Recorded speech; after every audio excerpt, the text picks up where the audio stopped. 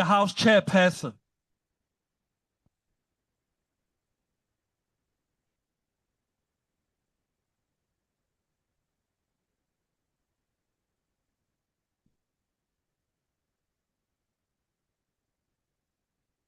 There will now be an opportunity for silent prayer or meditation.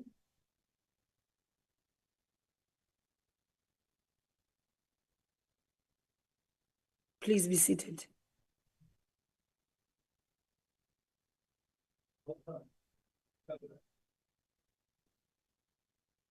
The Secretary will read the order.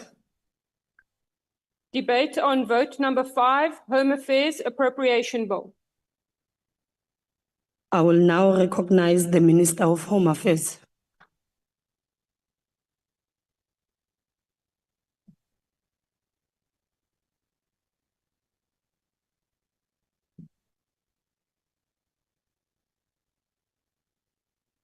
Honourable House Chair, the Deputy Minister of Home Affairs, the Honourable Njabula Nzuza, the Chairperson of the Portfolio Committee on Home Affairs, Honourable Moza Chabane, Honourable Members of the Portfolio Committee on Home Affairs, the Director General of the Department, the Chairperson of the IEC, the CEO of Government Printing Works, the Commissioner of the Border Management Authority, as well as distinguished guests, ladies and gentlemen.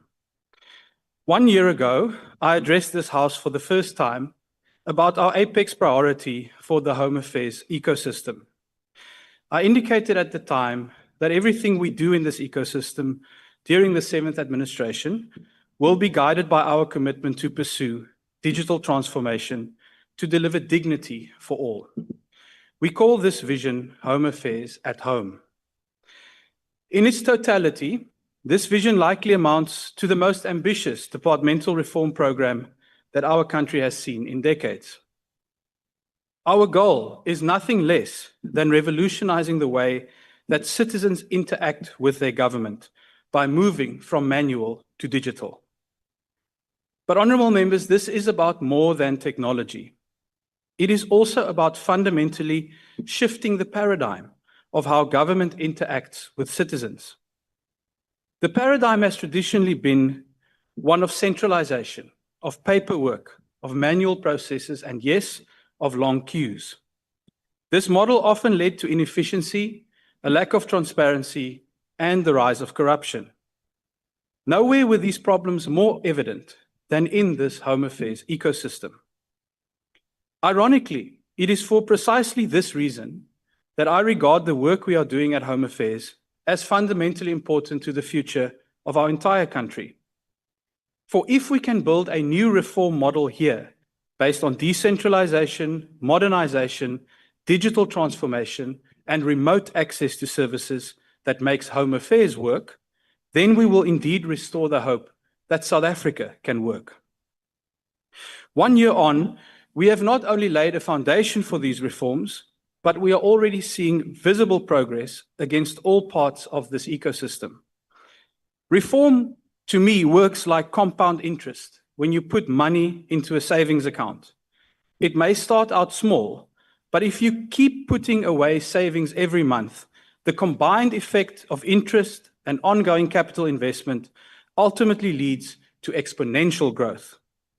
In the same way, the constant investments we are making in the reform of home affairs, of the Border Management Authority, and of Government Printing Works is starting to compound and to grow. During the past year, we have delivered nearly 3.6 million smart IDs, almost 500,000 more than the previous annual record. We cleared a visa backlog of over 306,000 applications dating back over a decade. We deported over 46,000 illegal immigrants, the highest number in 5 years, and more than countries like France and Germany combined. We used drones and body cameras to increase the number of attempted illegal crossings that were detected and prevented by up to 215%. We empowered naturalized citizens and permanent residents to obtain smart IDs for the first time, expanding inclusion and making our country less reliant on the green ID book that is 500% more vulnerable to fraud than the smart ID. If this is just some of what Home Affairs could do in 1 year, just imagine what we can do in 5. Honourable members, now that we are enabling all qualifying categories of persons to obtain smart IDs, our next step will be to dramatically scale up access to this critical and more secure enabling document. In line with the medium-term development plan adopted by Cabinet, we will do so by expanding the successful pilot project that currently delivers smart ID and passport services in about 30 bank branches around the country. We will use digital transformation to integrate the Home Affairs IT platform onto banks' existing networks, thereby enabling many more bank branches to deliver this service around the country. Our target for this financial year is to expand this service to at least 100 more branches and over the medium term to 1,000. The same technology reform will also enable South Africans to order smart IDs and passports through their banking apps, just like they already do when buying electricity or data. Honourable members, it won't be long until you can log into your bank app and see the Home Affairs logo sitting there, ready for you to interact and order your documents remotely. Most excitingly, we will also introduce the option of home delivery for smart IDs and passports using advanced facial recognition technology to secure the process. Home Affairs at home. Many people do not realize that 101 out of the 348 existing Home Affairs offices still do not even have the capability to issue smart IDs. As we speak here today, these offices are still issuing the green ID book that is at the heart of the scourge of identity theft and fraud that our country faces. If we have to wait for the funding to emerge to modernize these 101 offices, we will be waiting for a very, very long time. So we will not wait. Through scaling up the existing collaboration with banks, we will rapidly accelerate access to smart IDs with the goal of ending the production of the new green ID book by the end of this year. This will be a momentous step forward for delivering dignity for all, while simultaneously clamping down on fraud. I can also report today that we have heard the pleas for help from South Africans living abroad, who currently often wait more than a year just to get a new smart ID or passport. I am pleased to announce that by the end of this month, we will begin to launch new facilities abroad to assist South Africans living overseas. These new facilities will ensure a 5-week turnaround time for IDs and passports. We are starting in Australia, New Zealand, and the United Arab Emirates, followed by France, Germany, and the Netherlands later this year, and North America in the new year. But even this step is still just an interim solution. Our ultimate aim, as I said, is to deliver Home Affairs at home, which will enable every South African, no matter where you are in the country or in the world, to obtain services from your government online. The civic service reforms we will deliver during the current financial year are all part of laying the foundation for our ambitious plan to create South Africa's first ever digital ID system. Once all citizens and permanent residents have access to smart IDs, our focus will shift to delivering digital versions of enabling documents that can be accessed online and on smart devices. Digital ID will also enable users to remotely authenticate themselves, laying the foundation for a digital revolution, not only for government services, but also for critical private sector services like banking, finance, and insurance. Home Affairs will shortly submit a digital ID policy to Cabinet for approval to conduct public hearings. Beyond just material benefits, such as clamping down on fraud or enhancing inclusion, the digital ID system will also restore the integrity and the pride that we have in our cherished South African identity. We are taking the same digital-first approach to immigration.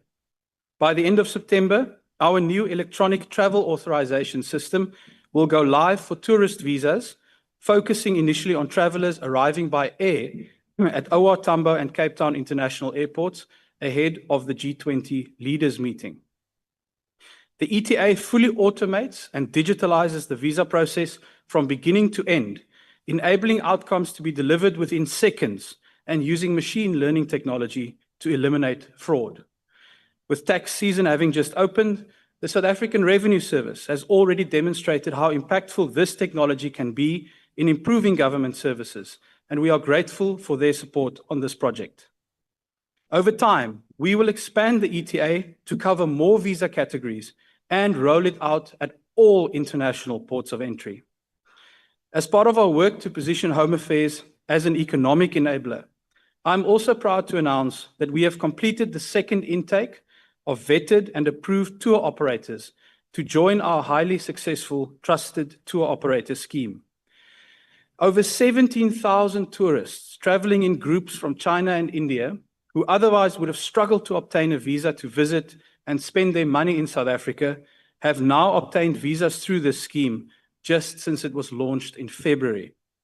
The second intake of 45 operators will boost the total number of participating companies from 65 to 110, which means that South Africa can look forward to a further acceleration in tourism from these two burgeoning source markets. But we are also not stopping there. Building on the extraordinary success of the Trusted Tour Operator scheme and to support the pending rollout of the ETA, we are also launching two further digital visa initiatives. The first one is called STAGES, short for Screen Talent and Global Entertainment Scheme. This initiative will simplify visa access for film production companies. Currently, outdated and paper-based systems hinder this industry. In just one example, a major Netflix production from Mexico was lost due to visa delays, costing South Africa an estimated 400 million rand in lost income. But thanks to STAGES, companies will now be able to apply via a digital online portal, receive visa decisions within hours, and will no longer be required to visit missions abroad in person. The second new initiative we are announcing today is called MEETS, short for the Meetings, Events, Exhibitions, and Tourism Scheme. We all know that our country is a beautiful destination with world-class events that are possible in South Africa. However, outdated visa systems have also repeatedly frustrated international event organizers. Through MEETS, visa applications for international attendees at major conferences, sporting events, exhibitions, and other international events will be processed entirely online with rapid turnaround times. This will support events such as the upcoming SA20 cricket tournament and the World Rugby Sevens, allowing global talent to arrive without delay and injecting further growth into our economy. Together, STAGES and MEETS are set to transform South Africa into a leading destination for film, tourism, sports, arts, culture, and events, all sectors with enormous potential for growth and job creation. Honourable members, I can also report that the public-private partnership to redesign and redevelop South Africa's 6 busiest commercial land ports is progressing well. This is set to be a catalytic and flagship infrastructure project for our country. In addition to being technology-focused and pursuing the one-stop border post concept, it will introduce dedicated lanes for buses, taxis, small vehicles, and pedestrians. This will enable the Border Management Authority to effectively facilitate the movement of people and goods across our ports of entry without delay, boosting economic growth and regional trade. The approval process is currently with National Treasury, and further public announcements will follow. This public-private partnership is just one of the critical projects that the BMA is rolling out to enhance border management. Digital transformation is also at the heart of the BMA's work, as it focuses on automating entry and exit at all ports of entry, including through an upgraded advanced passenger processing system and operationalizing advanced targeting centers to enhance intelligence gathering and data analysis. We have already seen the positive impact of the deployment of drones and other technology by the BMA. However, this entity remains critically underfunded, despite funding for the BMA being one of the wisest investments our country can ever make. Every political leader in this House, I would venture to say, cares about improving border management. I will continue to make the case that it is time for all of us to put our money where our mouths are by adequately capacitating the BMA. Honourable Chair, Government Printing Works also has a vital contribution to make on this journey of digital transformation. I have approached Dr. Cassius Lubisi, the former Director General in the Presidency, to lead a committee of experts to advise on the strategic repositioning of GPW for the digital age. In the meantime, this entity is working to ramp up production for the anticipated increase in demand for smart IDs, resulting from the expansion of Home Affairs services in bank branches and online, and working to introduce a biometric e-passport in South Africa for the first time. Honourable Chairperson, from smart IDs to digital ID at home and abroad, to e-passports, the ETA, the Trusted Tour Operator Scheme, new visa schemes for the film industry and events, as well as support for other components of reform, the Home Affairs ecosystem is set to reach even greater heights in the second year of our reform journey. To fund this journey, I am tabling a budget for Vote 5 on Home Affairs that amounts to 11 billion rand in 2025-26. This includes a baseline increase of 321 million in this financial year, 1.2 billion in the next, and 369 million in 2027-28. These increases will primarily support the BMA and the IEC's preparations for the 2026 local government elections. However, the BMA budget will only increase from 1.7 billion to 1.9 billion over the next 3 years, which, as I say, remains insufficient. As a result, we will continue to work on self-financing and finding alternative revenue sources for the BMA to unlock greater investment and further accelerate our digital transformation efforts. The IEC will receive an additional 885 million rand in 26-27 to support the local government elections, bringing its total budget for the current financial year to 2.1 billion, while the GPW is allocated 1.8 billion for this financial year. The scale and urgency of reform that is now well underway in the Home Affairs ecosystem is without parallel in the story of our young democracy. We already have a lot to show after just 1 year, and we have a lot more to do over the next 4 years. Our progress is based on the fact that we are working as one team with one dream. With every day that passes, we take another collective step towards achieving our goal of using digital transformation to deliver dignity for all. I thank you. Thank you, Honourable Minister.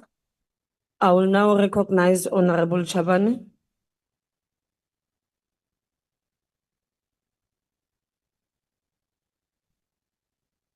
Thank you, House Chairperson, honourable members of the Portfolio Committee, Minister and Deputy Minister of Home Affairs, Director General, the Chairperson of the IEC, Commissioner of the Border Management Authority, Chief Executive Officer of GPW, honourable members. The ANC has engaged with the revised strategic and annual performance plans as well as the budget review for Department of Home Affairs, BMA, IEC, and Government Printing Works for the financial year 2025-2026 and the midterm expenditure framework period 2025-2028, and ANC fully support this budget vote. The ANC support this budget vote primarily because it's built on the solid foundation laid by the sixth administration, with the committee legacy report account for the initiative that were initiated during the administration.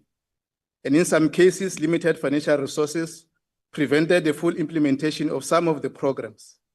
In this seventh administration, the department and its entities will require more funding and focus attention to completing and enhancing implementation of key projects, amongst others. The support of the BMA functions as well as the public partnership on the one-stop border post project, as the minister has outlined, will be announced this year, which has started in the sixth administration. The implementation of the CSIR recommendation and upgrade of overall IT system within the department, increasing the availability of mobile trucks and kiosks to increase access to services to all South Africans, especially in rural areas, a program which was launched by the president in 2024. Increasing the capacity within the anti-corruption unit and more recruitment of immigration officers, reforms on legislation, including the white paper on immigration, citizenship, and refugee protection, modernization of Home Affairs, a project which was started by your predecessor, Minister Dr. Schreiber. We highlight these few plans initiated in the sixth administration as a tangible demonstration and disprove the myth that only good work in the Department of Home Affairs has started in this seventh administration. Government Printing Works remains one of the important institutions as a prime secure prime of choice and a true model of a financial sustainable organ of state. It accounts for an overall budget allocation of 1.8 billion for 2025 and 26 financial year.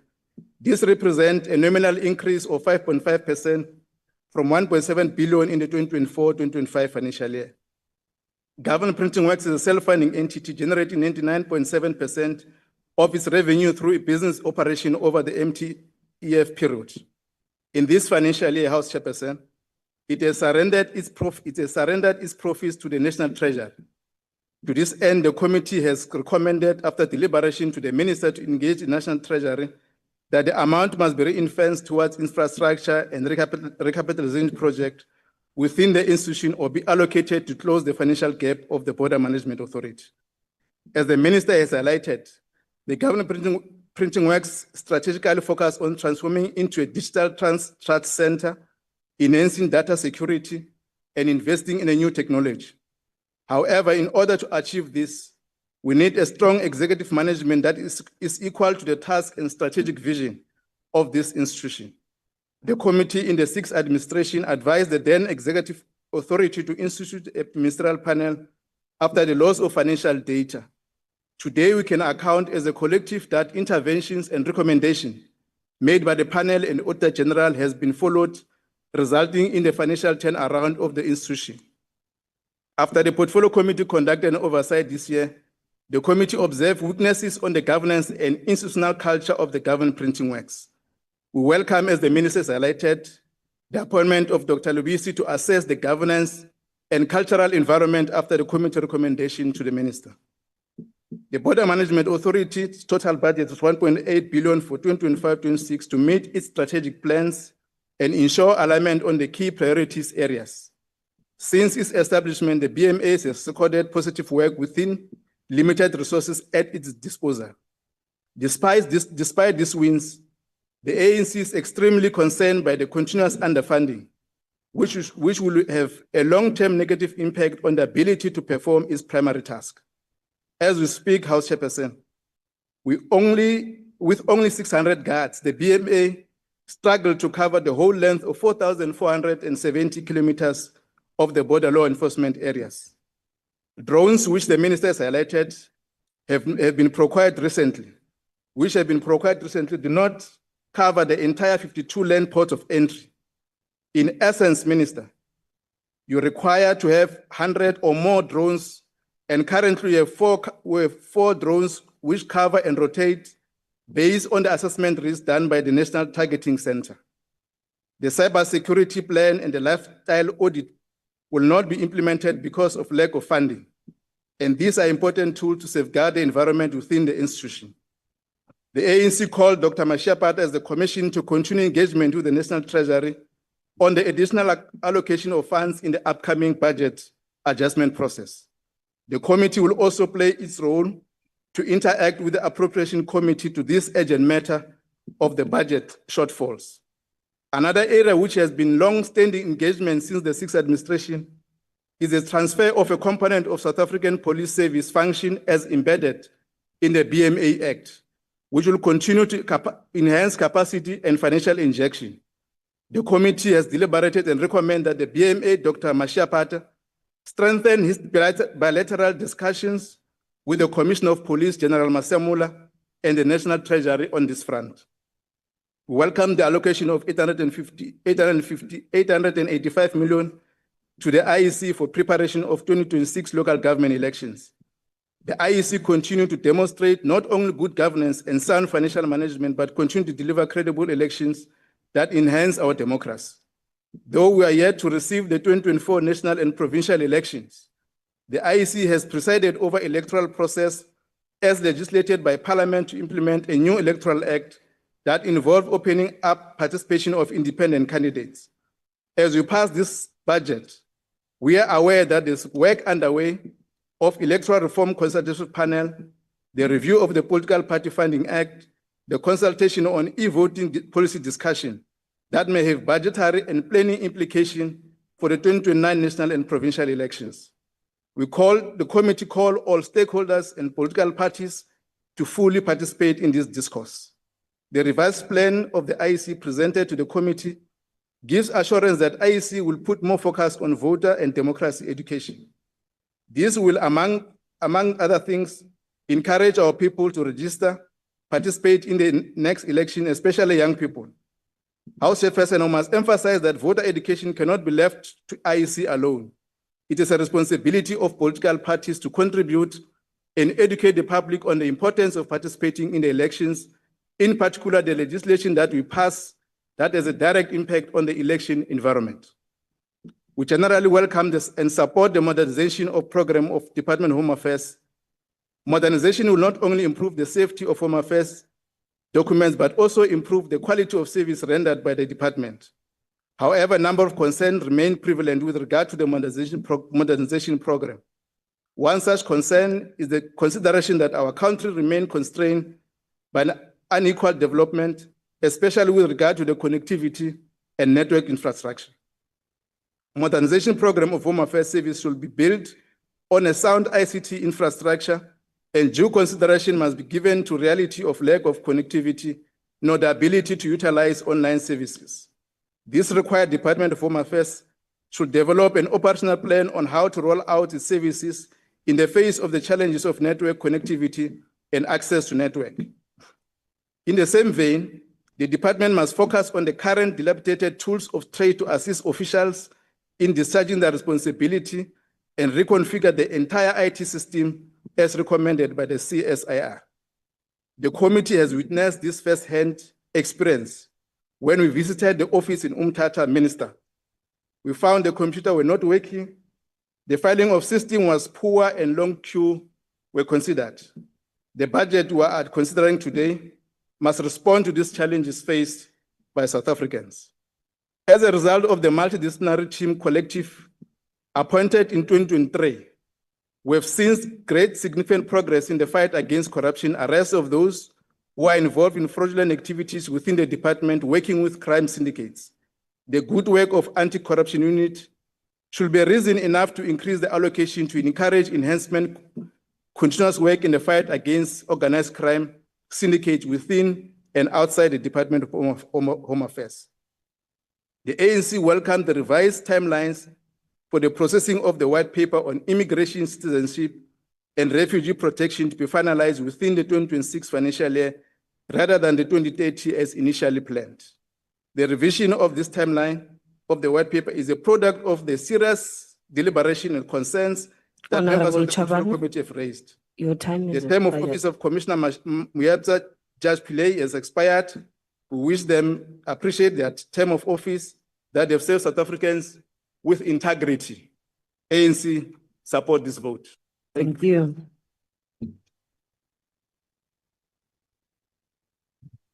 Honorable members, we are all provided with a allocation of time that every member is allocated. Can you please, when you speak, look at your left side so that you see the remainder of the time that you have. I will now recognize Honorable Mohammed.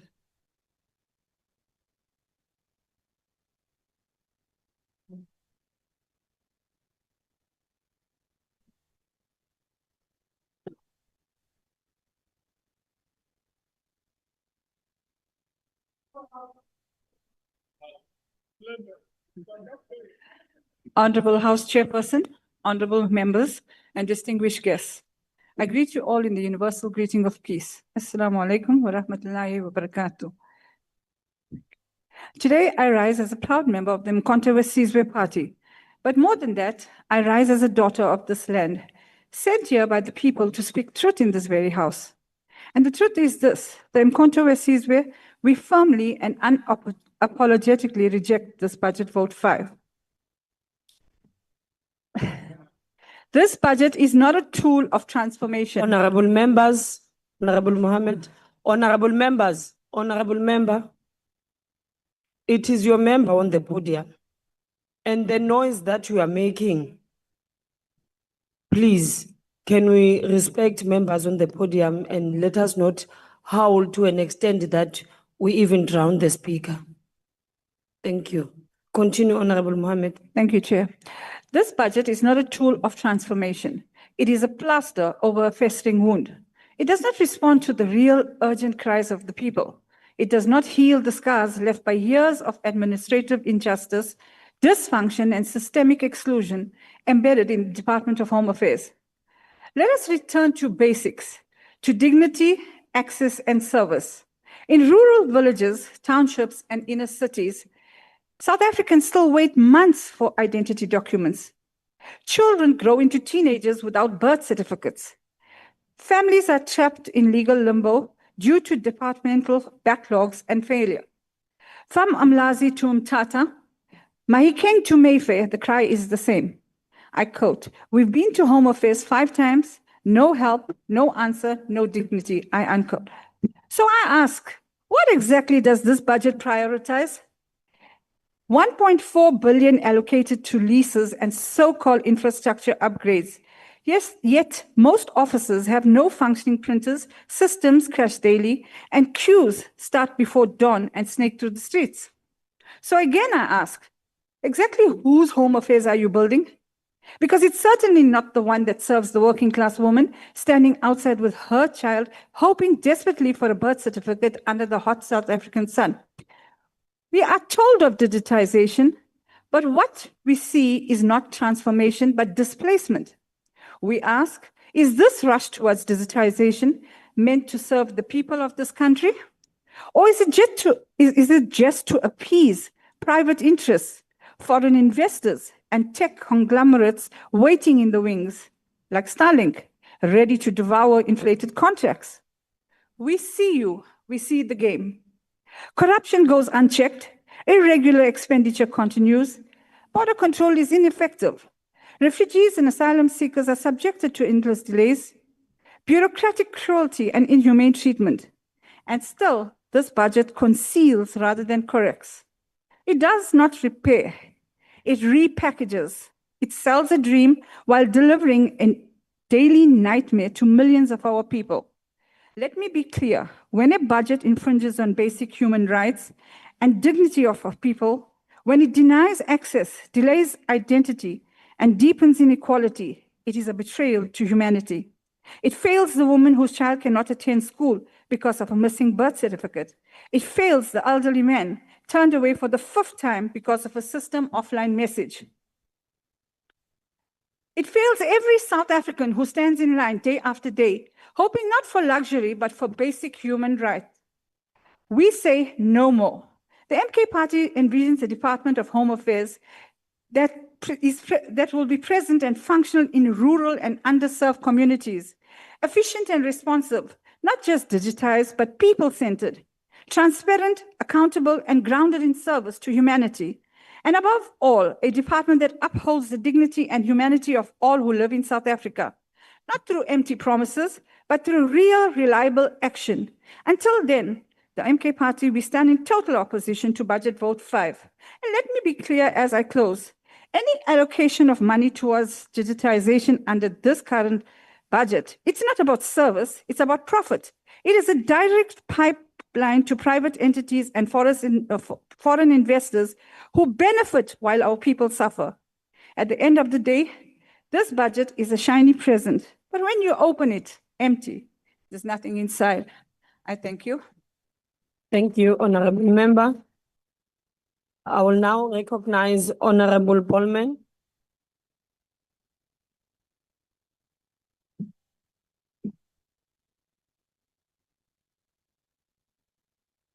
Honorable House Chair, Minister, Deputy Minister, honorable members. The Democratic Alliance rises in support of Budget Vote 5 for the Department of Home Affairs. While this budget is not without its constraints, it reflects measurable progress that is helping to grow our economy and create jobs. This speaks directly to the apex priority of the Government of National Unity, rapid, inclusive, and sustainable economic growth through job creation. Over the past year, the department has transitioned from being an administrative bottleneck to becoming a key enabler of growth. 1 year ago, Home Affairs faced a backlog of over 306,000 unprocessed visa applications, some of which were outstanding for more than a decade. Today, that backlog has been fully cleared. This is not merely an administrative milestone. It has removed a major obstacle to economic activity. Businesses are now able to access critical skills, students can register on time, and investors are no longer caught in endless delays.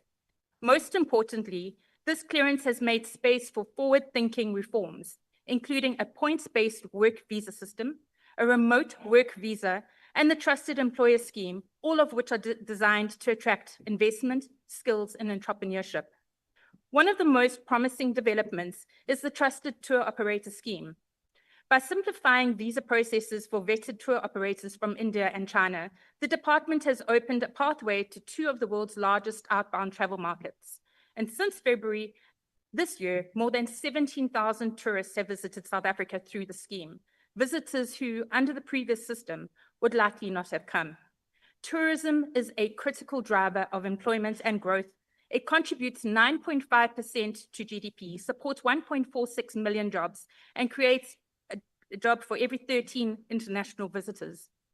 In 2003, Australia welcomed 1.4 million Chinese tourists.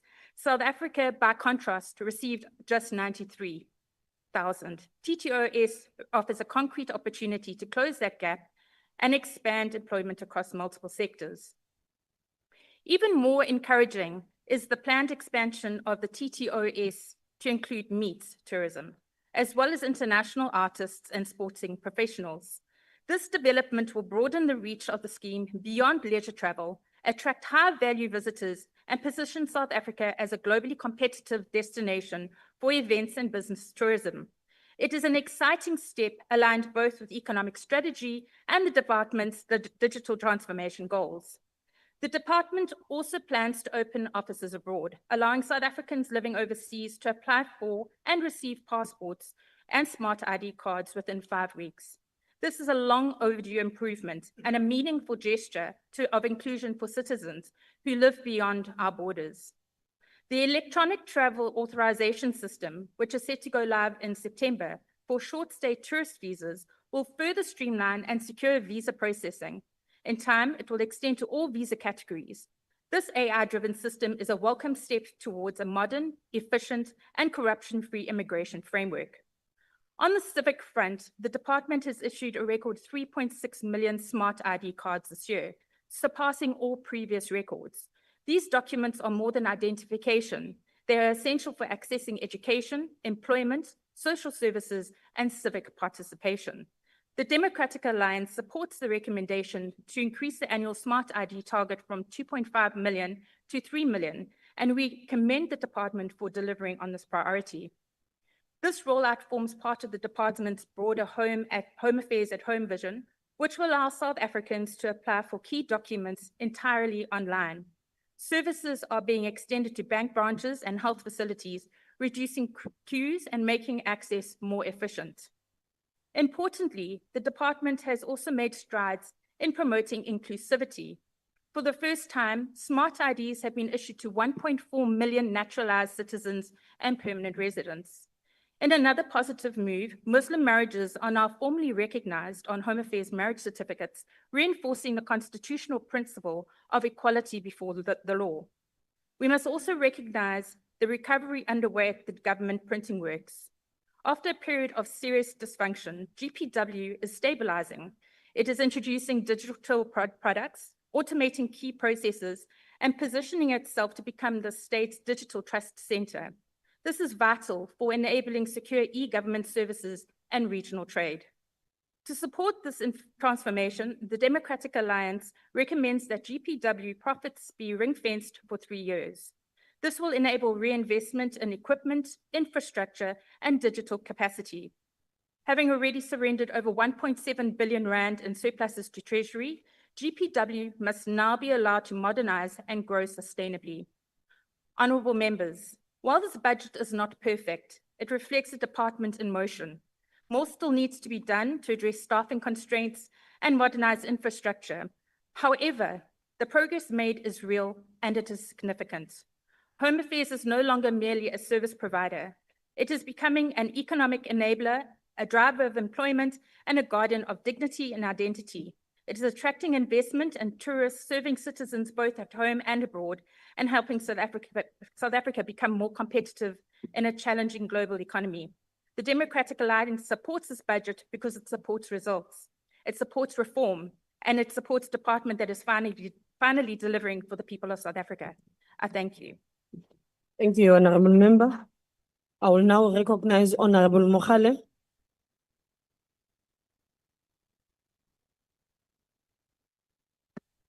Thank you very much, Honorable Chairperson. Let me take this moment to greet the Commander-in-Chief of the Economic Freedom Fighters and all our commissars and fighters. House Chairperson, when the Minister of Finance tabled the 2025-2026 budget, he said that this is not an austerity budget. But the reality is that the budget before us is an austerity budget because it fails to provide sufficient funding needed to ensure that the department is able to perform its basic tasks. The Department of Home Affairs forms part of the security cluster and is tasked with the responsibility of securing our borders from the influx of illegal immigrants, illegal goods, securing our identities from identity fraud and theft, and most importantly, securing our democracy by ensuring that only those with valid South African citizenship and IDs participate in our democratic processes. For the past 5 financial years, the Department of Home Affairs has faced consistent budget cuts which have hampered its ability to perform its fundamental tasks of securing our country. Over the 2021-2024 MTREF period, it has endured over 3.2 billion in cuts, including 2.4 billion for compensation of employees.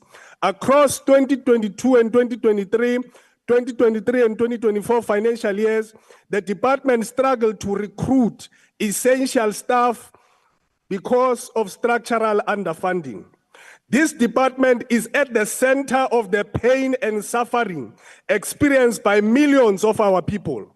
Our people are forced to wake up early just to make it to the front of the queue, only to be told that the system is offline. That is the reality in many Home Affairs offices in places like Umtata and Mabopane. In Q1 of 2023-2024 alone, 15,289 hours were lost due to system downtime. How are you going to deliver a digital ID to our people if you can't keep the system on? The department is plagued by serious backlog of issuing birth certificates due to lack of manpower and lack of funding, to the extent that frustrated communities have resorted to taking the department to court for failing to issue their children with birth certificates. This means that they can't access grants, they can't get NSFAS when they finish matric, they can't get ID documents to register to vote, and this has effectively rendered them as pariahs in the land of their ancestors because of Home Affairs. When the DA Minister of Home Affairs took over the department, he chose to prioritize the spousal and work visas of foreign nationals, because it does not care about South African children who live in shame because they are unable to prove their identity. House Chair, this budget fails to allocate sufficient funding to the Border Management Agency, which performs the critical task of securing our borders from illegal immigration. As we speak now, the Border Management Agency only has 127 firearms, 4 rifles, 44 patrol vehicles, 28 motorbikes, and 22 quad bikes to patrol and secure 4,862 kilometers of our borderline with 6 neighboring countries. The reality at our ports of entry is that border officials are extremely corrupt, but due to lack of funding, the Border Management Agency will not be able to conduct lifestyle audits on its employees, and this will only embolden corruption at our borders. At OR Tambo, officials charge 30,000 to allow illegal immigrants to enter South Africa. Police officers who investigate corruption within Home Affairs, like Mr. William Mulawuzi of the Special Law Enforcement Unit, are languishing in jail because their investigation on a Pakistani woman called Shahazi Kiran, who obtained a special visa with fake signatures, was going to expose the work of a syndicate selling South African IDs led by Imran Butt, a Pakistani national with senior ANC officials. House Chair, while we recognize the importance played by the IEC in our democracy, we want to register our disappointment at the failure of the IEC to register the over 10 million South African citizens who are eligible to vote but are not registered to vote. The IEC has the data on which provinces and regions account for the highest numbers of eligible voters who are not registered to vote. But we have not seen any targeted campaign by the IEC outside of election years targeting these 10 million unregistered voters. As the IEC embarks on the process of filling the 3 commissioner posts, we want to state categorically as the EFF, we will not support any candidate who is not going to prioritize the issue of ensuring that the 10 million eligible voters are registered to vote. Honorable Mokhala, your time has expired. We reject this budget vote. Thank you. Thank you, Honorable Member. I will now recognize Honorable Makri.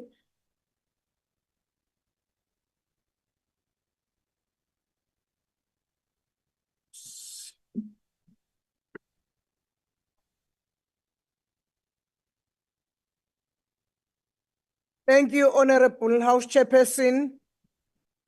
Inheriting a dysfunctional department is one thing. Inheriting a dysfunctional and underfunded department that is pivotal to national security is quite another. The most pressing crisis facing this department is a full-blown immigration crisis. It is no secret that undocumented immigrants pose a threat to the country. The consequences of this crisis also place a strain on the financial stability of other departments. Firstly, the Department of Health, with its limited budget, is being overstretched by the demands placed on it by illegal immigrants. The Department of Employment and Labor cannot fully execute its mandate, as it is preoccupied with conducting compliance inspections resulting from the employment of undocumented migrants as cheaper labor. Moreover, because these migrants are undocumented, SARS is unable to collect tax from them, which ultimately affects the revenue available to its treasury for department allocations. However, it is not only employment of healthcare systems that are burdened by undocumented migrants. One of the great casualties of this crisis is the Department of Correctional Services. Illegal immigrants have compromised the safety and property of South Africans, as reflected in the high number of foreign nationals in our prisons. The daily cost of their incarcerations is simply unsustainable. Minister, a failure to fix this department will continue to put the safety and security of our citizens and the very future of our nations at risk. The IFP notes with concerns the decrease in budget allocation and the lack of any indication from the National Treasury of additional funding, despite the severe consequences of departmental failure. The PMA's mandate to strengthen border control, serve national interest, and enhance security has been reduced to a mere aspirations due to chronic underfunding. However, the IFP believes the issue goes beyond budget constraints. Organized crime syndicates operate freely at our borders, aided by corrupt officials. The movement of people and goods often goes undetected, not due to capacity constraints, but because of compromised personnel. While modern technology and could improve border management, its deployment is hindered by limited resources. Although borders are vital for continental trade, they are also exploited for smuggling illicit goods, particularly cigarettes and stolen vehicles. To severe growing voter apathy, sustain voter education, especially in non-election years, it's essential. The significant reduction to the IEC outreach program is therefore concerning. The IFP supports the committee's recommendations that the IEC must ensure the voter registration application functions effectively, addressing challenges experienced during the 2024 registration period, particularly ahead of next year's crucial local government elections. Minister, these are just a few of the challenges facing the department due to the time constraints. We cannot even address the serious issues of fake identity documents or the conduct of Home Affairs. However, we note some improvement, and the IFP supports the department's efforts to address its crisis. The department must function as a pillar of national stability and security. The IFP supports the budget vote. I thank you. Thank you very much, Honorable Member. I will now recognize Honorable Matopa.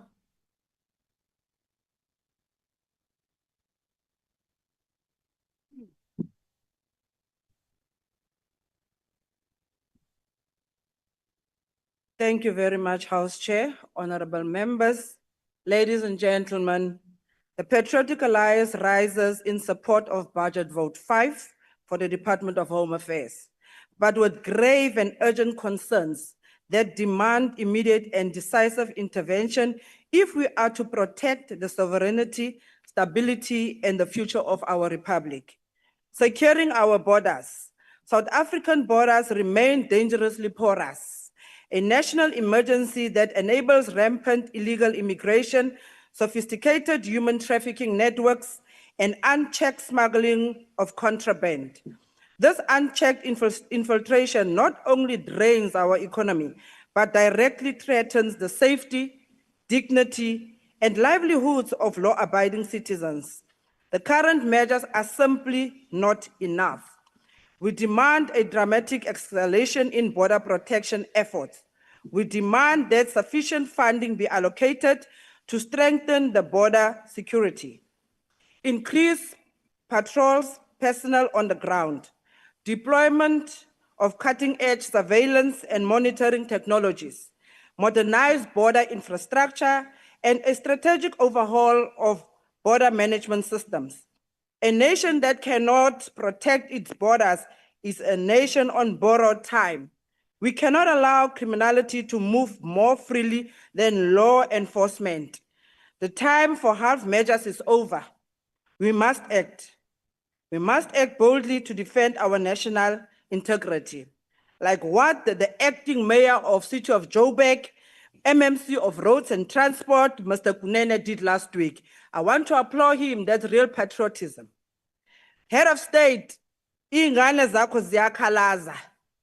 Do something about illegal immigrants in South Africa. We can't only hear your voice when you come in defense of illegal immigrants. The communities are organizing themselves as they have lost hope in this government. Uncut budget for IEC outreach programs. We are deeply alarmed by the reduction in funding to the IEC's voters' education and outreach programs. This is more than a budgetary oversight. It is a direct blow to the democratic foundation of our society. These programs are vital lifelines for rural, underrepresented, and first-time voters. To reduce them now It is to risk silencing the voices of the marginalized, undermining voter participation, and corroding public confidence in our electoral system. In a fragile political climate, this is thoughtless. We strongly urge this House to restore and increase the IEC's budget to ensure that no South Africa is left behind in the democratic process. Addressing backlogs in processing.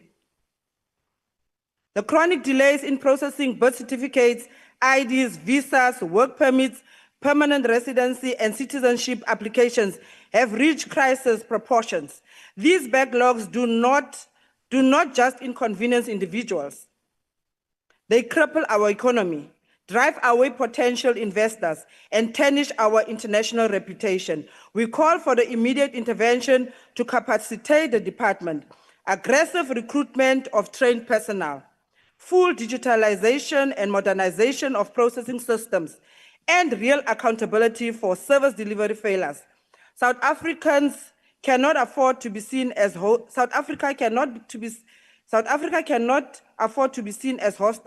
or dysfunctional to skilled immigrants, global investors, or professionals wanting to contribute to our development. Efficiency is not a luxury, it is a national Honorable imperative. Matopa, your In time has conclusion, expired. we do support this budget. I thank you. Thank you very much. Let me now recognize Honorable Van Staden.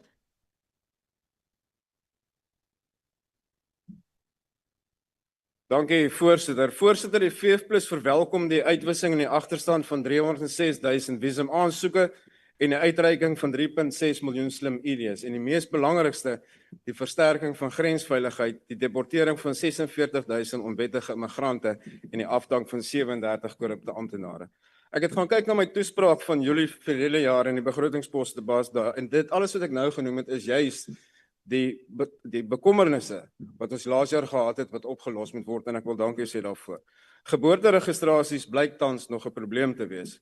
With a total budget allocation of 11 billion for 25-26, the FF+ agrees with the committee's report that further budget cuts will pose a risk to achieving targets, honoring contractual commitments, and the maintaining of essential services. Ons moet versigtig wees dat die daling in die departement se toedeling vanaf tesourie nie gaan veroorsaak dat die goeie werk wat reeds gedoen is om die departement om te keer vernietig nie. Die toedeling van 1.8 miljard aan die grensbestuursowerheid maak my bekommerd aangesien ons grense beveilig moet word. En wat my bekommerd maak is dat ten spyte van versoeke wat in tesourie gerig is om nog meer befondsing hiervoor te bekom, was daar nie addisionele befondsing toegestaan nie. 'n verdere bekommernis is die minister van Polisie se traagheid om die werksaamhede en funksies en die begroting van grensbeveiliging oor te dra aan die grensbestuursowerheid, dit na 2 jaar reeds verloop het sedert die totstandkoming van hierdie entiteit, en dit moet dringend opgelos word. Die minister van Vervoer se aankondiging die afgelope Woensdag dat daar 'n ooreenkoms onderteken was met die staatsdrukkery om te help met die uitwissing in die agterstand met die druk van 733.000 bestuurderslisensies, laat die vraag ontstaan watter impak dit gaan hê in die druk van paspoorte, visas, geboortesertifikate en die slim ID-kaarte. Ons moet net versigtig wees dat 'n probleem van die departement van vervoer nie die probleem van hierdie departement gaan word nie, en dan nog verdere druk plaas op die staatsdrukkery se begroting van 1.8 miljard rand. Ek noem hierdie omrede die staatsdrukkery reeds in 'n onstabiele finansiële posisie verkeer weens die vertraging in betalings vanaf ander staatsinstellings wat opgelos sal moet word en nou eie tekortkoming wat betref die instandhouding en herstel van toerusting. The FF+ agrees with the committee's recommendation, especially with an enhanced clampdown on corruption which is needed and includes the addressing of a lack of immigration officers or inspectors, system loopholes, porous borders, and the potential risk of dual citizenship regulation changes. Laastens verwelkom die VF+ die privaat sektor se betrokkenheid met die hantering van die aansoeke van slim ID-kaarte wat uitgerol is na verskeie takke van banke in die land. Dit sal nie net die druk op die departement se eie kantore verlig nie, maar ook tot gevolg dat mense nie meer vir ure lank en baie lang toue sal moet gaan staan by die reeds oorvol departementêre kantore nie.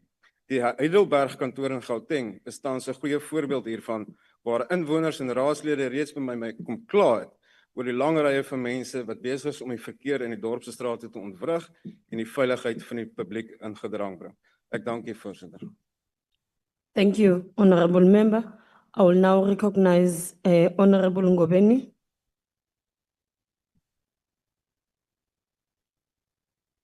Thank you, Chairperson. Honorable members, fellow South Africans.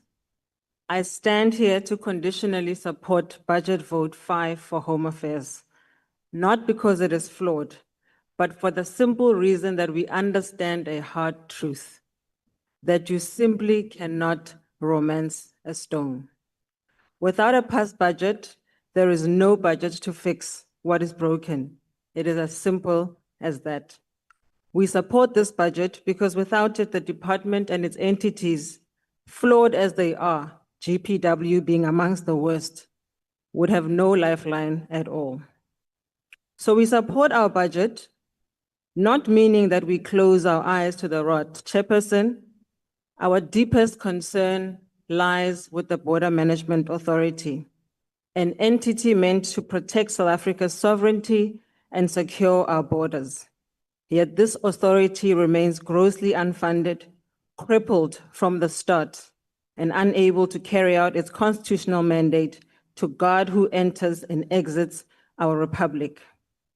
When we underfund the BMA, we continue to enable illegality and unchecked migration and undocumented persons into our country.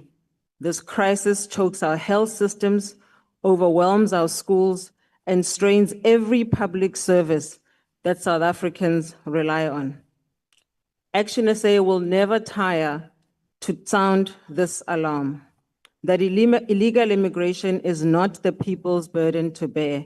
It is the direct result of decades of government mismanagement, corruption, and reckless neglect of our border controls. We place this crisis squarely at the doorstep of the government. The same government that has turned a blind eye while our borders leak like a sieve. The same government that signs international agreements but fails to enforce our own laws. The same government that demands more money yet delivers less security, less accountability, and less control. Honorable members, ActionSA's conditional support is both a warning and a promise.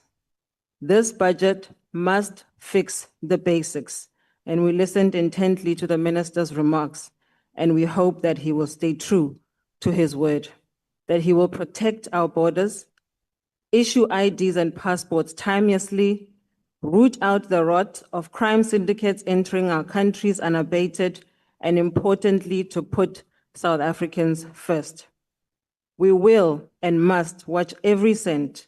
We will demand every report, and we will fight every excuse.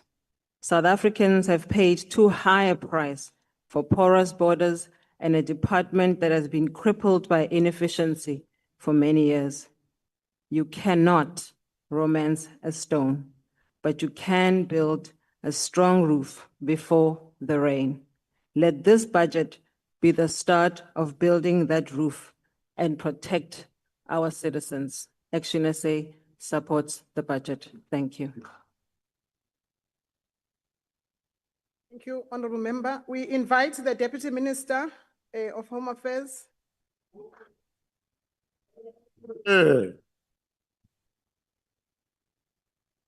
Honorable House Chairperson, the Minister of Home Affairs, Dr. Schreiber, the Chairperson of the Portfolio Committee on Home Affairs, Honorable Musa Chabane, honorable members of the Portfolio Committee, the Director General of Home Affairs, Mr. Tomi Makote, the Chairperson of the Independent Electoral Commission, the Chief Executive Officer of the Government Printing Works, the Commissioner of the Border Management Authority, honorable members, receive my greetings today.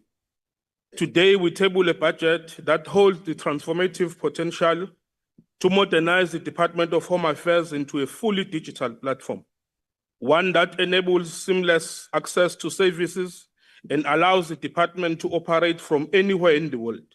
This budget marks a crucial step towards ensuring that the department functions at its full capacity, whilst building on the foundation of a Home Affairs that is efficient, agile, and future-focused. Birth registration is the foundation of our population register. It is the first yet critical step towards an infant's journey of life. Without birth registration, individuals born will become invisible, non-existent, no identity, no passport. Our kids will literally be invisible. That is why birth registration is the first thing that we must get right for our country to grow stronger. This budget allows us to do that by ensuring that 323 front offices register births. We also do so through the 391 health facilities. The 24-25 financial year saw us taking services to 48 more facilities, expanding our capabilities in promoting early birth registration. Last year, we registered 868,476 births. Of these, 143,301 were late birth registration. And I must make it very clear here that we are only sitting with just above 33,000 of LRB cases that are applications that we need to deal with. But be that as it may, we are pushing back against late registration of births and fighting the scandal of invisibility. We just returned from Limpopo, in KZN, as well as in Mpumalanga, and we are soon going to be going to an orphanage here in the Western Cape to push back late registration. It was our firm belief that circumstances under which children are born must not determine their prospects in life and their registration status. We've made investments in building an e-birth registration platform, which will be a game changer as far as birth registration is concerned. It will make it easier and more accessible. We're also working on easing requirements for birth registration whilst keeping to high security standards by reviewing regulations, which will in a longer term deal with the issues of birth registration. We continue to make headway in the implementation of our multi-channel service delivery strategy, blending both physical and digital access whilst continuing to grow towards fully digital platforms. The new purpose-built state-of-the-art Home Affairs office in Mukopane in Limpopo has changed the lives of the people in the area. They are now experiencing improved service with dignity and respect. There is progress in the construction of the Taung Home Affairs office. It is anticipated that that Taung office will be occupied in this current financial year. Indeed, we are moving forward. In the 24-25 financial year, the department issued a record of more than 3.5 million smart ID cards against a target of 2.5 million. Just above 970,000 of these smart cards were first-time issues. Those were young people who were getting identity documents in the form of a smart ID for the first time. This record for smart IDs was achieved partly because we added 100 new mobile offices that enable us to deliver services in communities that are far from our offices, bringing services closer to the people. The 24-25 financial year, mobile offices were deployed to 10,149 service areas. Of these, 7,870 were visits to schools, ensuring that learners do not lose schooling hours, especially grade 12 learners. These visits were against a target of 5,613 visits. As part of our multi-channel strategy of taking service directly to the people, mobile offices collected 247,231 smart ID card applications as compared to the 229,416 in the 23-24 financial year, signaling growth and progress. The live capture system has enabled citizens to apply for smart ID cards and machine-readable passports in 212 modernized offices. At the end of 24-25 financial year, the total number issued with smart ID cards was over 25 million since the inception of the modernization program. Imagine the heights we are going to reach when we partner with banks and go to 1,000 more locations. We also keep on track with offering home affairs services conveniently at some shopping malls. The year 2023 saw us opening our first home affairs office at the Mainland Shopping Center in Pretoria. This has since been expanded to Crespa Shopping Mall, in Randburg, the Pavilion in Durban, and Tiger Valley here in Cape Town. We are forging ahead with the self-service kiosk as part of our digital transformation journey. This AI-powered kiosk will further expand our digital footprint and alleviate queues. It will provide an alternative digital self-service channel through which citizens can apply and collect smart ID cards and passports. It will also provide citizens with reprints for birth, death, and marriage certificates. The digitization of records is yet another vital program for our digital transformation journey. It is arguably said to be the largest paper records digitization project in Africa. This project is converting manual paper-based files into digital records that are easily accessible at the touch of a button. This will mean that we are able to effect amendments almost instantly compared to the 8 weeks it currently takes. Over 49 million civic records have been digitized since 2023. We intend to digitize a further 25 million records for the 24-25 financial year. And it is this budget that we are presenting that will make that possible. House Chairperson, our digital transformation journey will not amount to much if we do not take our officials along. This budget has enabled us to set aside 4 million towards training and reskilling efforts for employees. Digital transformation does not mean job losses, but it means an opportunity to reskill and upscale our employees. In the 25-26 financial year, our training focus will be largely on digital literacy program for all staff. It will be rolled out over 3 consecutive financial years from 2025 to 2028. The curriculum covers information literacy, communication and collaborative tools, digital devices and software proficiency, cybersecurity and enterprise content management. We will continue, Chairperson, to fight the scourge of gender-based violence and femicide wherever it rears its ugly head. The department is allocating 896,000 towards dealing with this issue within the environment that we operate in. House Chairperson will continue to lend a helping hand to communities seeking to rebuild their lives following natural disasters by way of replacement of enabling documents at no cost to citizens. We will continue to use our mobile fleet to bring services to affected areas. Our prayers and efforts will now be directed to the thousands of disaster-affected citizens in Vegestral informal settlement here in Cape Town. In conclusion, Chair, I would like to pass my appreciation to the Minister, Dr. Schreiber, for his leadership. Indeed, working together, we can achieve a lot more. Let me express my gratitude to the Chairperson and members of the Portfolio Committee for your continued commitment and support. The oversight role you play fuels us to do more. I would like to acknowledge the highly dedicated management complement and hardworking employees at Team Home Affairs under the leadership of the Director General. Your continued hard work and dedication is of great value to our citizens. Lastly, Chair, this budget is more than a financial instrument. It is a declaration of intent and our commitment to build a Department of Home Affairs that is modern, efficient, and capable of meeting the needs of all South Africans. Let us join hands and work together to ensure that all citizens get access to our services with ease, speed, and reliability. I thank you.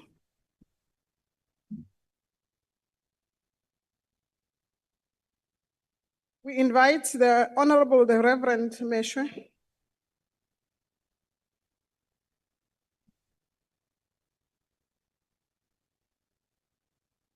Honorable Chairperson, Honorable Ministers, and all members. The ACDP acknowledge the strides made by the Department of Home Affairs in digital transformation, including the rollout of biometric identity systems and the clearing of long-standing visa backlogs. These are commendable steps towards restoring dignity and efficiency in public service delivery. However, we must confront the moral and constitutional implications of Operation New Broom. While the department claims this initiative upholds the rule of law, its execution has raised serious concerns. The Catholic Parliamentary Liaison Office cautions that biometric enforcement without clear data protection safeguards risks violating privacy and due process. Moreover, the mass detentions in District 6 and Plastic View, including of children and pregnant women, have drawn condemnation from civil society for echoing apartheid-era tactics. Furthermore, the ACDP is concerned that the Border Management Authority that was established to strengthen border control within the border law enforcement at ports of entry does not seem to be winning the fight against illegal entry of immigrants in the country. Our borders are as porous as they were before, even before the establishment of B&A. Although the ACDP calls for stricter border controls, we nevertheless believe that immigration enforcement must be lawful, humane, and just in protecting all foreign nationals and potential tourists. We therefore call for an urgent review of the operations legal framework and the publication of safeguards to prevent racial profiling and unlawful detention. We also note the department's progress in issuing over 3.5 million smart IDs and expanding live capture systems. Yet persistent issues remain. Long queues, blocked appointment slots, and inconsistent service delivery continue to frustrate citizens. The department must prioritize equitable access, especially in rural and under-resourced areas. Finally, we urge the minister to ensure that the revised white paper on citizenship, immigration, and refugee protection addresses the rights of immigrant children and aligns with constitutional mandates. Chairperson, the ACDP supports a Home Affairs that is efficient, ethical, and compassionate. Let us not sacrifice justice on the altar of expediency. I thank you. Thank you. We invite the Honorable Nontenja.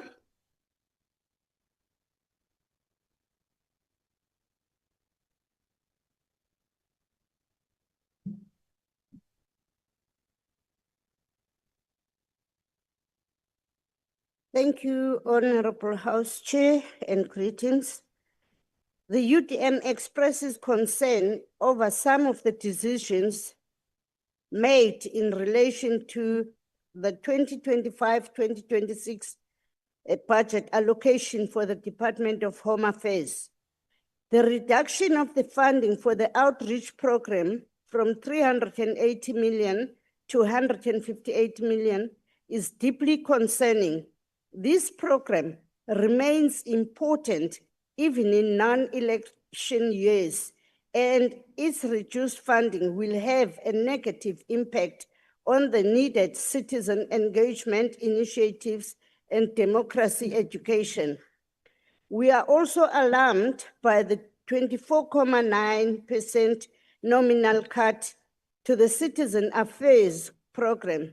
This is the core of birth registrations, smart ID card rollouts, and passport services. Cutting funds here amounts to cutting citizens off from access to state services and economic opportunities. The UDM acknowledges the digital transformation vision of Home Affairs.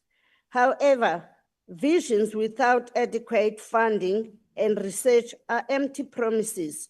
While 500 million has been reprioritized for digitalization, it is not clear how this vision will be implemented in rural areas across the country.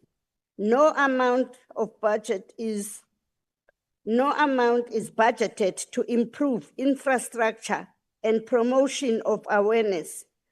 The department's website talks about online booking, but that is never available. The queues are still very long at the branches, even in urban areas. The UDM demands investigation and eradication of corruption. While the department promises to investigate 80% of reported fraud and corruption cases within 90 days, the lack of budget and human capacity undermines this commitment. In conclusion, the UDM urges the department to address the lack of immigration officers or inspectors, system loopholes, and porous borders, and deliver dignity to all South Africans. There is no clear budget to address this matter. KPIs are also not clear, especially on law enforcement. The UDM supports the budget. I thank you.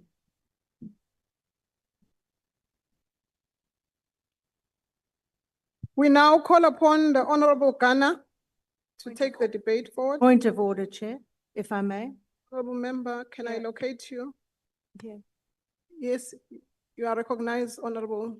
I thank you, Chair. I didn't want to interrupt any speaker. I wonder if you could remind members about Rule 64G.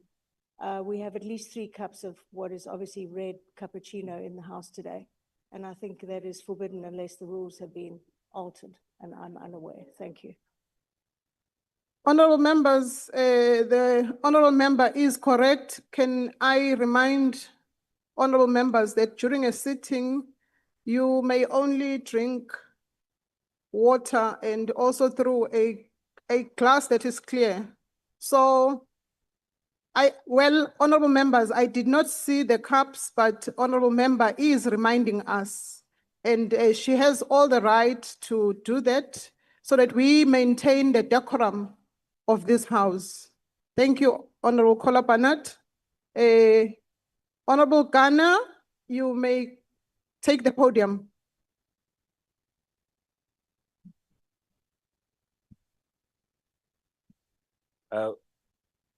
Nguba, it's good to see you back on the front row.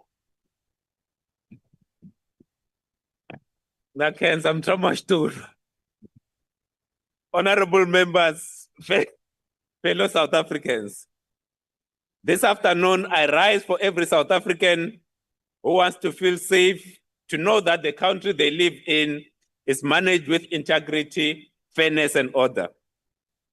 What South Africans are demanding from this department is not outrageous. It is this, Minister. Make it easy and straightforward to enter this country legally, and make it difficult to enter illegally. South Africans are also demanding to know who is in South Africa. Rise Mzansi is committed to building a safe, prosperous, equal, and united South Africa, and we see this department playing a critical role in that mission. We cannot prosper while the department has a dysfunctional system which hampers legal entry to the country and allows unfettered illegal entry. There was once a time when the name Home Affairs was synonymous with chaos. The system is offline, long snaking queues, and corruption was the norm. Thankfully, it is starting to change, but now we must bring that same agency to fix our broken immigration system. The department's poor handling of immigration processes is unacceptable. It should not require months or even years of back and forth to simply acquire a work permit to work in this country.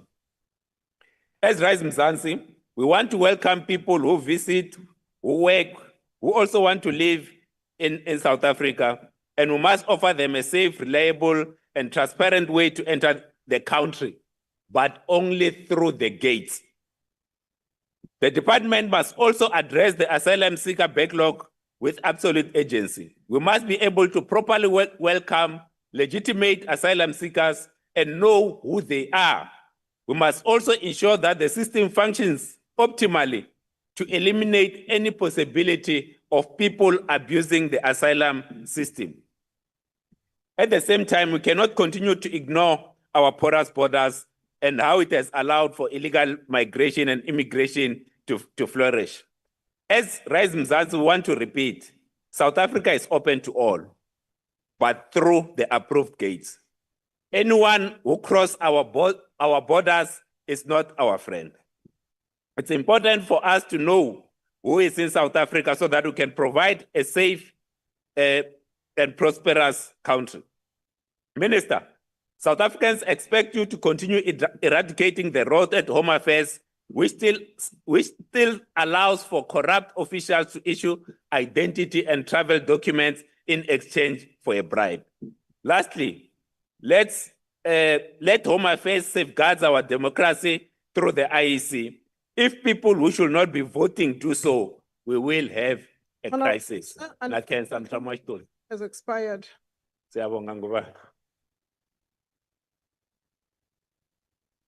Order, honorable members. We call upon the Honorable Ross.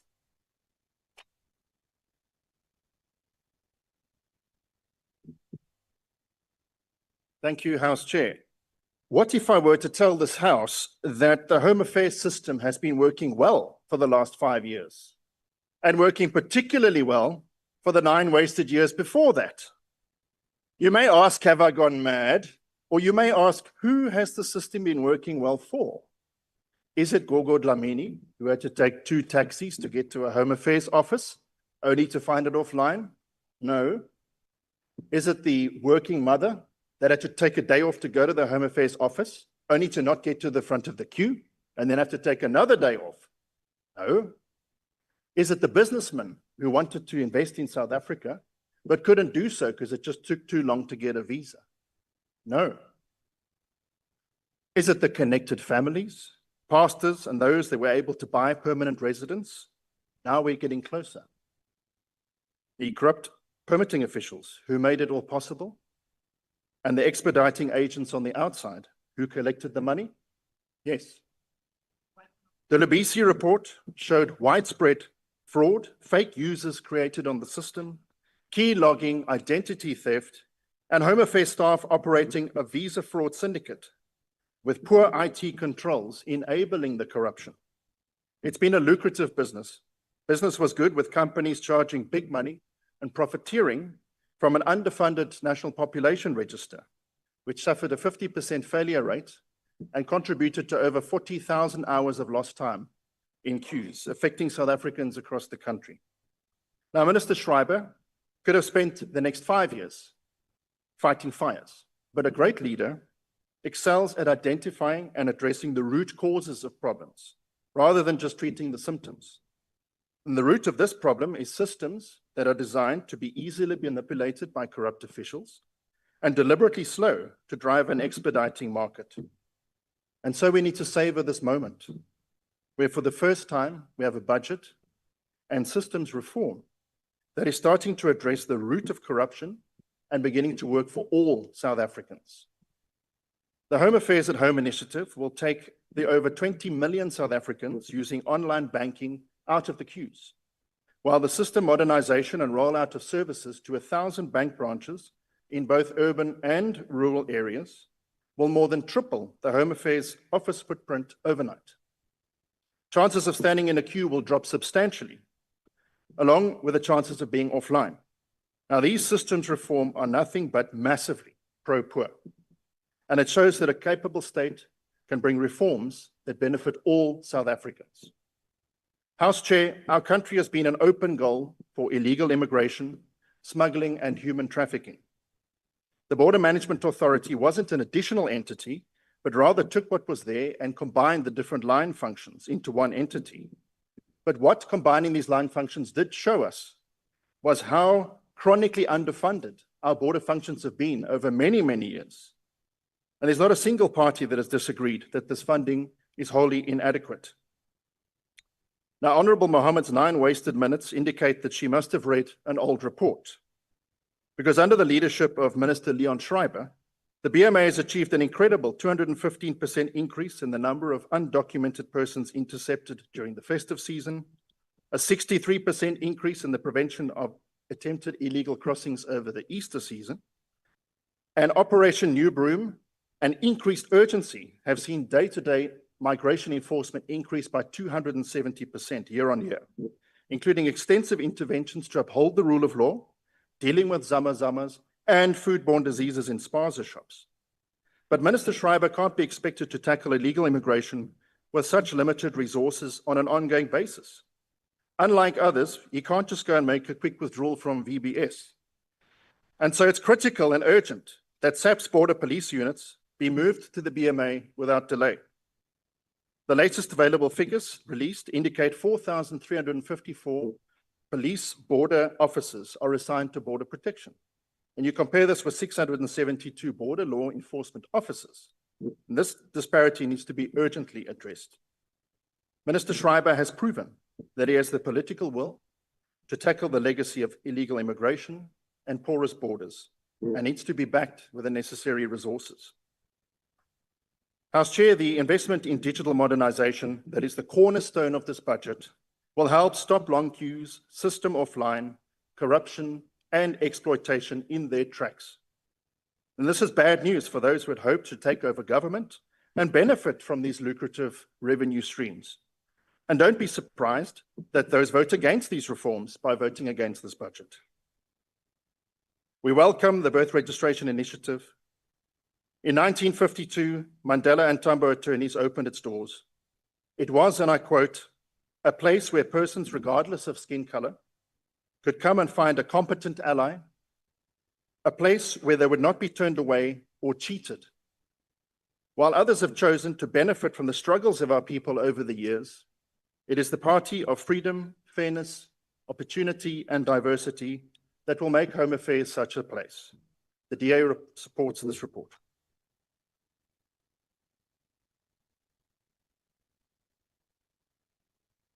Honorable Ngubane, you may take the debate forward.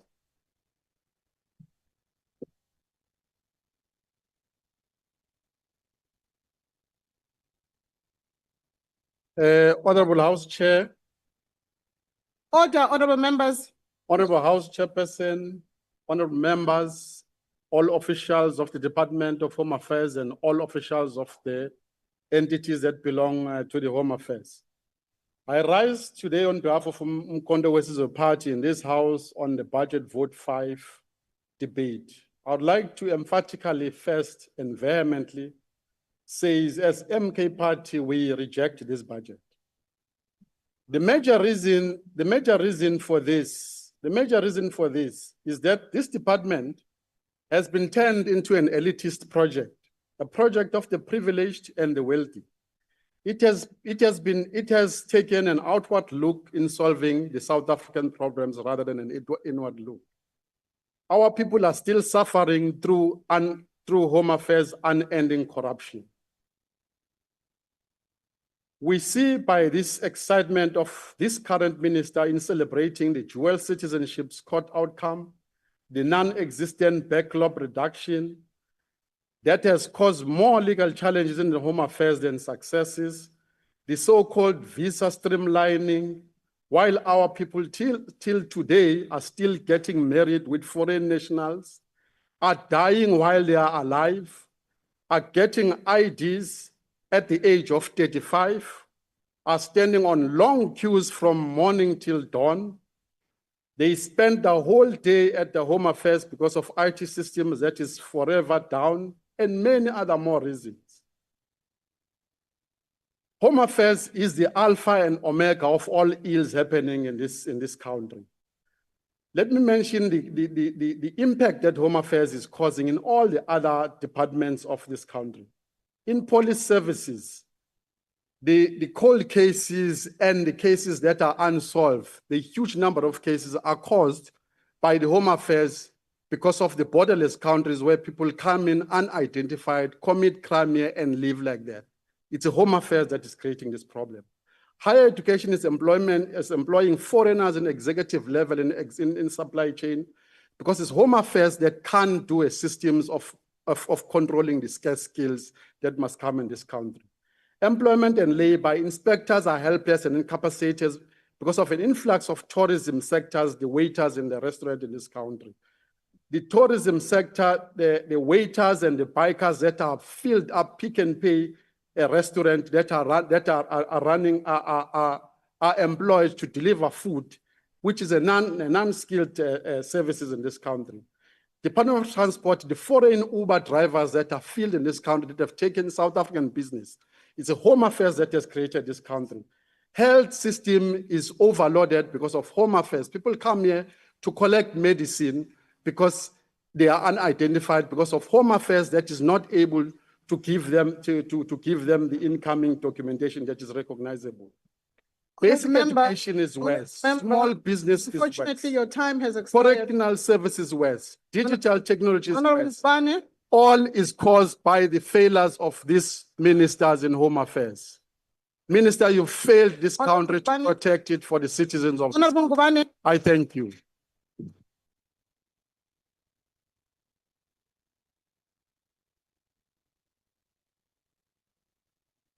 order, honorable members.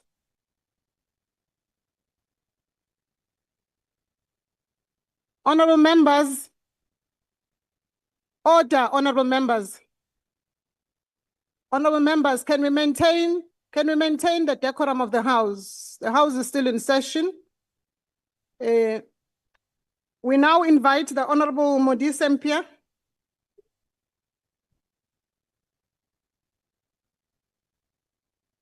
Thank you very much, House Chairperson. Honorable members, the Department of Home Affairs is the cornerstone of service delivery to our citizens. And there are three key priorities that are at the center of the department, which is that of the digital innovation, the job creation, and the national security, that the ANC has always advocated for in envisaging the smarter, faster, and dignified services for our people.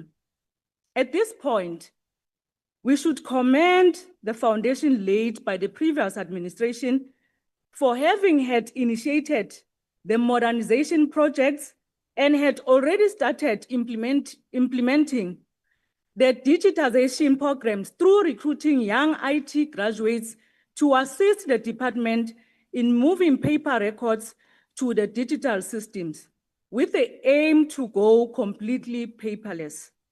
We want to state it in record, Minister, without fear, that the current 2025-26 annual plans by the departments are no new innovations to the current digital reforms, except the changes that have been made with the wording of Home Affairs at home. It is the same modernization programs that has always been spearheaded by the previous administration. We are encouraged by the visible work done by the BMA, notwithstanding the funding challenges, and we call upon the Commissioner to continue with the engagements with the Treasury, including all other security cluster ministers that he reports to, and the call for him to be supported with the engagements, particularly with the Department of Police or the Minister of Police. We call for him to be included in those discussions, because clearly those discussions in this regard have not yielded the desired results. Therefore, it is important that the Commissioner of the BMA, with all the plans and the performances that he has demonstrated, that he should form part of those discussions in the table, so that ultimately those budget and police officers that are seated with the Department of Police, that should be released to the BMA in performing the functions of the border management. So therefore, the ANC, we want to stress and emphasize that the Commissioner, having had been recognized with the work that you have done, indeed, you must be supported in this work, and we want to employ and impress to the Minister to allow you and involve you in those discussions. In this regard, the concerns of our people with the illegal migration remains our concerns, and therefore, the call for the importance for the BMA to be fully funded adequately is very important. We support, as the ANC, this budget vote because the Department of Home Affairs will be able to roll out the mobile trucks to provide services to our people who stay far from the Home Affairs offices. We support this budget with caution because the funds allocated will enable the Department of Home Affairs to continue the fight of corruption within its ranks. We support this budget of Home Affairs because it will enable the department to reform the visa application processes. We support this budget with caution because it will ensure the rollout of automated birth functionality to 47 identified health facilities, to improve security, to minimize fraud and corruption, and to enhance turnaround time in issuing birth certificates. We have also recognized that largely the current minister's focus will be on the visa reforms. We want to call and implore upon you that the birth registration, the issuing of death certificate, the issuing of smart IDs, the issuing of traveling documents are of essential and are very important to our people. Therefore, we call strongly that the minister, the focus should also be on the provisions of those functions and those services being provided to our people. The ANC supports this budget vote. I thank you. Thank you, Honorable Member. We now invite the Minister of Home Affairs, Dr. Schreiber, to respond to the debate.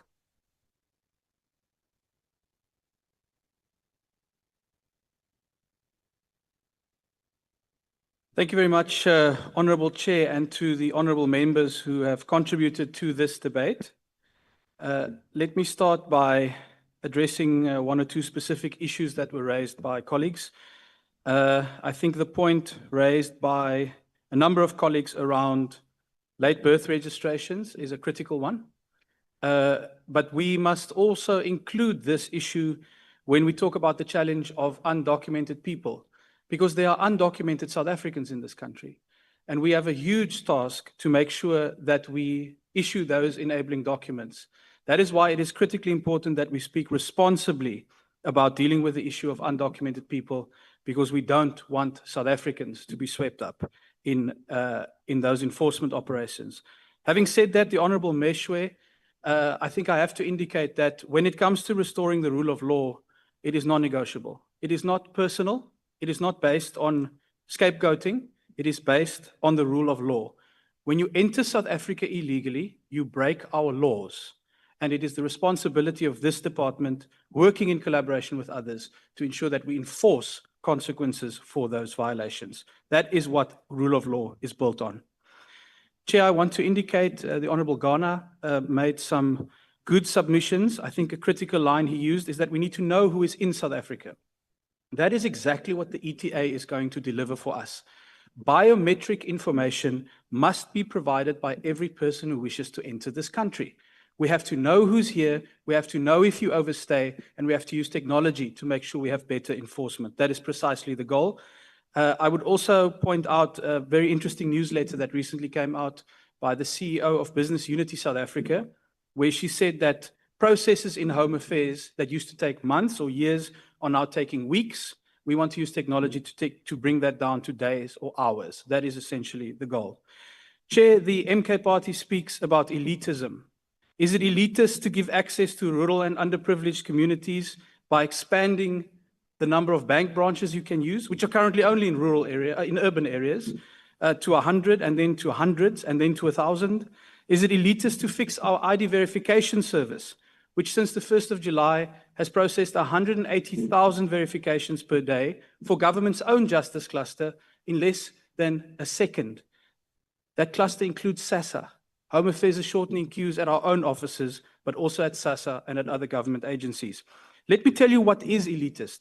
Building in Kandla fire pools with taxpayer money is elitist. State capture is elitism.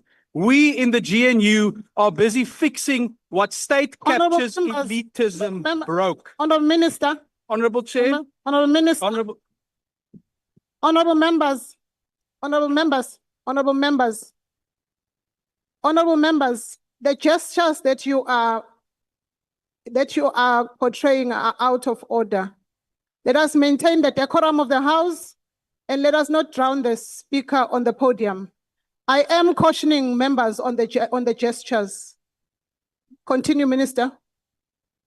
Honourable Chair, let me conclude by thanking Deputy Minister Nzuza, as well as every official in the ecosystem for the way in which we are Honorable working Chair. together Honorable to Minister. undo the elitism of Honorable state Chair, capture. I thank Honorable you. Chair, Honorable member. Honorable Chair. Honorable member, the minister is no longer on the podium. No, Unless but that- I was speaking before he left, Honorable Chair. Unless, And it's unfair that you recognize me once the minister has the left. time had already expired. Honorable Chair, I wanted to ask the minister regarding the awarding of this spousal.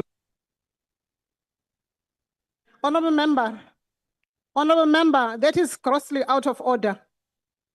Honorable member, honorable member, the minister is not on a podium.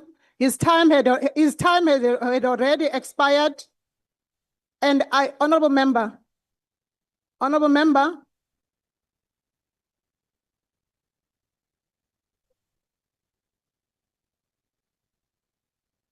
I recognize you, honorable member Nkuna. Thank you very much, Chair. Oh, Chair, when we raise hands and even press to get your attention, please stop the person on the podium. Because that's the reason why we are raising hand, to ask the member on the podium questions, especially when he's misleading the entire. Honorable member, on this occasion, the time had already expired. The time of the No, minister no, Chair, went to -6 seconds. So by the time the member raised, his time had already expired. I had allowed him, using my discretion, to continue and finish the sentence. Thank you, honorable members. Members, may I remind you that 2 debates are scheduled simultaneously for the hour 16:30. That is the National Treasury budget vote that will take place in this chamber, Good Hope, and Land Reform and Rural Development budget vote that will take place in M46. Honorable members, that concludes the debate for this mini plenary, and the mini plenary may rise.